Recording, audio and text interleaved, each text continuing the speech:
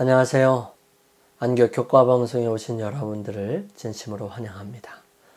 함께하고 있는 저는 포트리 교회를 섬기는 김현수입니다. 오늘은 셋째 날 영적 분별력을 가지고 함께 살펴보기를 원합니다. 무엇이 하나님의 뜻인지를 분명히 알 수 있다는 것은 참으로 큰 축복이 아닐 수 없습니다. 우리는 매일 하나님의 뜻을 어떻게 분별할까 고민되죠. 먼저 하나님께 당신의 뜻을 보여달라고 간구하십시오. 그리고 말씀과 예언의 신을 통해서 하나님의 뜻이 무엇인지를 살피고 하나님께서 원하시는 길을 선택하시기 바랍니다. 하지만 어느 것을 선택해도 하나님께서 원하시는 것 같으면 기도드리고 어느 것이든 선택할 수 있되 나의 이득이 되는 것보다는 그렇지 않은 것을 선택하는 것이 더 하나님께서 원하시는 편이 될 것입니다. 하나님께서는 우리를 잘 아셔서 우리가 어느 것을 선택하실지 아십니다. 그러므로 우리가 바른 길, 하나님께서 원하시는 길로 인도하시기 위해 간구할 그들을 위해서 미리 준비하시고 역사하셨다는 사실을 나중에 분명하게 보게 될 것입니다. 오늘 우리는 분명한 영적 분별력에 대한 바울의 모습과 생각들을 들여다보고 성경에서 분별력을 가진 몇 사람을 통해 살펴보기를 원합니다. 우리 기도드리고 시작합니다. 저희들을 사랑하시는 아버지 하나님, 주님의 은총이 저희들과 함께 하여 주셔서 오늘도 저희들에게 맡겨진 이 하루를 시작할 때 주님의 말씀으로 시작할 수 있도록 은혜로 허락하여 주셔서 감사합니다. 주님, 저희들의 모습이 주님을 점점 닮아가는 삶이 되게 도와주시옵소서. 시대는 혼란스럽고 마지막 때를 향하여 달려갈 때 재정적으로, 육체적으로, 정신적으로 힘들고 어려운 순간순간들이 우리의 삶의 저변에 있고 늘 위협한다 할지라도 주님 역사하셔서 저희들로 하여금 주님을 굳건하게 믿고 의지하며 주님의 말씀에 순종하는 삶을 살아갈 수 있도록 도와주시옵소서. 주님, 저희들의 삶에 늘 주님께서 함께 계시기를 원합니다. 그래서 주님을 닮아가기를 원해요. 또 주님을 따라가기를 원합니다. 주님의 말씀을 이해하기를 원하고 주님의 말씀 속에 감사와 기쁨이 넘치기를 원합니다. 저희들의 입술 속에 찬양이 있기를 원합니다. 주님, 그 모든 일들을 하기에 앞서 무엇이 주님의 뜻인지를 분명하게 깨닫기를 원합니다. 주님 함께하여 주셔서 저희들 주님의 말씀을 따라 살아갈 수 있도록 인도하시고 주의 거룩하신 능력을 힘입을 수 있도록 도와주시옵소서. 오늘도 주님 앞에 간절한 마음으로 기도드리는 수많은 기도들에 함께하여 주시고 주님께서 역사하셔서 그들로 하여금 주님을 온전하게 의지하고 따라갈 수 있는 기회로 만드셔서 그들로 하여금 주님을 발견하며 믿음으로 살아갈 수 있도록 인도하여 주옵소서. 주님, 시작하는 시간입니다. 마치는 시간까지 저희들과 함께 하옵시기를 예수님의 이름으로 기도드립니다. 아멘. 이번 주 함께 기억할 말씀은 빌립보서 1장 6절 말씀입니다. 너희 속에 착한 일을 시작하신 이가 그리스도 예수의 날까지 이루실 줄을 우리가 확신하노라. 빌립보 성도들이 바울의 투옥 소식을 들었을 때 낙담한 것은 당연했습니다. 그의 사역은 이제 크게 제한되어서 여행할 수 없고 전도할 수 없으며 회당을 찾아 예수님께서 메시아이심을 가르칠 수도 없게 되었습니다. 더 이상 교회를 세우는 것도 불가능했죠. 빌립보 성도들은 에바브로 디도를 보내 바울의 형편을 살피고 그를 격려하고 그의 육체적 필요를 돌보도록 했습니다. 빌립보서 1장 12절에서 18절을 함께 읽어보십시다. 형제들아, 내가 당한 일이 도리어 복음 전파에 진전이 될 줄을 너희가 알기를 원하노라. 이러므로 나의 매임이 그리스도 안에서 모든 시위대 안과 그 밖의 모든 사람에게 나타났으니 형제 중 다수가 나의 매임으로 말미암아 주 안에서 신뢰함으로 겁 없이 하나님의 말씀을 더욱 담대히 전하게 되었느니라. 어떤 이들은 투기와 분쟁으로, 어떤 이들은 착한 뜻으로 그리스도를 전파하나니 이들은 내가 복음을 변증하기 위하여 세우심을 받은 줄 알고 사랑으로 하나, 그들은 나의 매임에 괴로움을 더하게 할 줄로 생각하여 순수하지 못하게 다툼으로 그리스도를 전파하느니라. 그러면 무엇이냐? 거칠애로 하나, 참으로 하나, 무슨 방도로 하든지 전파되는 것은 그리스도니 이로써 나는 기뻐하고 또한 기뻐하리라. 바울은 자신의 투옥을 어떻게 보았어요? 복음 전파하는 데 있어서 진전되는 것으로 본 것입니다. 자신이 해야 하는 일, 자신을 통해서 할 수 있는 일들이 제한되자 그 일들을 누군가가 대신하는 모습들을 바라보면서 그것을 감사하게 생각했다는 것입니다. 주어진 상황에도 불구하고 그가 가졌던 태도에서 어떤 교훈을 얻을 수 있을까요?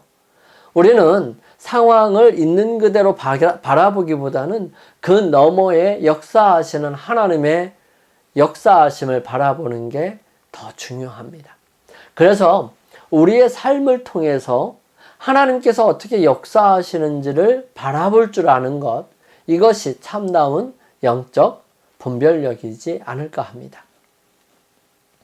바울이 보낸 회신은 빌립보 신자들을 놀라게 했을 것입니다. 바울은 자신의 상황을 다른 시각으로 바라보았어요. 그의 영적 분별력은 자신의 투옥을 좋은 일로 볼 수 있게 했습니다.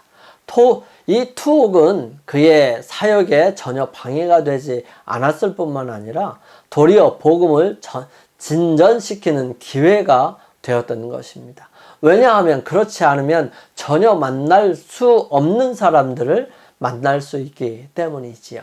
다른 사람은 사슬과 쇠창살만 보는 곳에서 바울은 감옥을 지키는 로마 경비들을 하나님 나라에 들어갈 가능성이 있는 영혼들로 보았던 것입니다.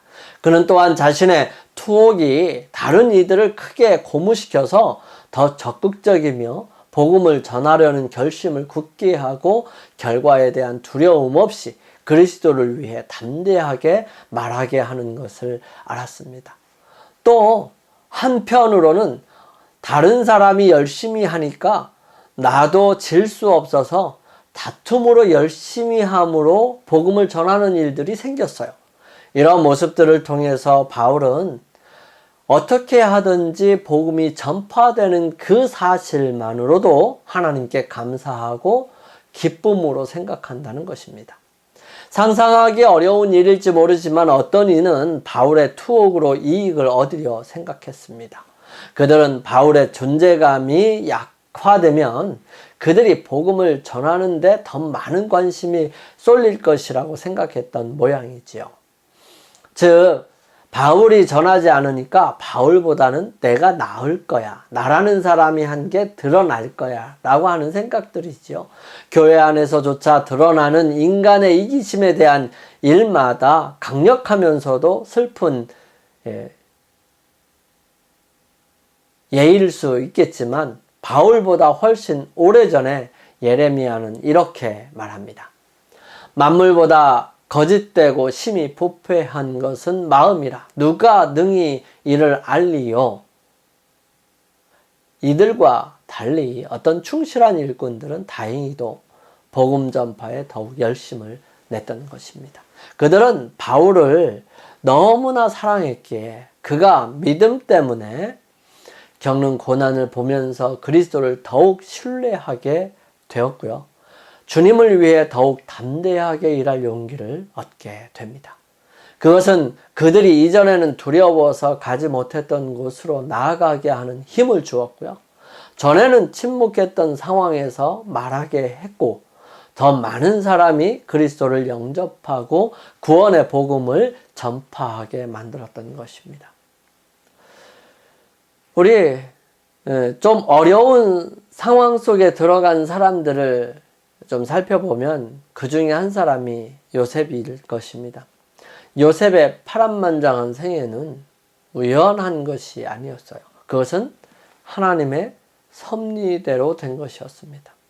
그러나 어떻게 그가 확고한 품성과 정직과 지혜의 기록을 그처럼 남길 수 있었을까요?